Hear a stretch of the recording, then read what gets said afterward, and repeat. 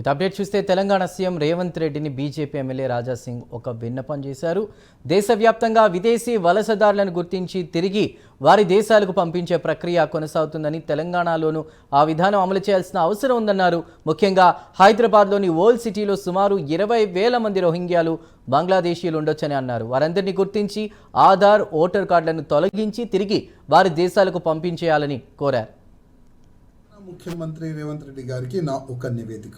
ఇవాళ యావత్ భారతదేశంలో ఒక మంచి వాతావరణం ఉన్నది. పహల్గాంలో మన హిందువులని టార్గెట్ చేసి చంపిన ఆ టెర్రరిస్టుల అడ్డలపైన మన భారత సైన్యం బాంబు దాడి చేసి దాదాపు టెర్రరిస్టుల్ని చంపేసినారు. అక్కడ దాదాపు ఒక 90 to 100 మెంబర్స్ టెర్రరిస్టులు చనిపోయినారని న్యూస్లో అయితే వస్తున్నది.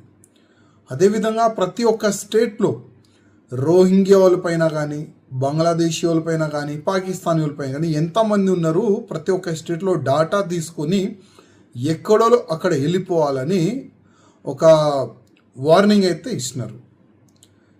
దాదాపు చాలా వరకు పాకిస్తాన్ వెళ్ళిపోయినారు.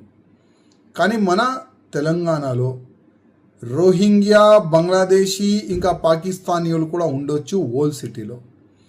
కొంతమంది రాజకీయ నేతలు ఉన్నారు, ఇవాళ భారతదేశం జిందాబాద్ అని చెప్తున్నారు, కానీ వాళ్ళే ఓట్ బ్యాంక్గా వాళ్ళకి వాడుకుంటున్నారు. 15,000 to 20,000 రోహింగ్యా, బంగ్లాదేశీయులు ఓల్డ్ సిటీలో హైదరాబాద్ పార్లమెంట్లో దాచుకొని ఉన్నారు. వాళ్ళకి ప్రత్యేకంగా ఒక పార్టీ, ఎంఐఎం పార్టీ ఒక రక్షణగా అక్కడ ఉన్నది.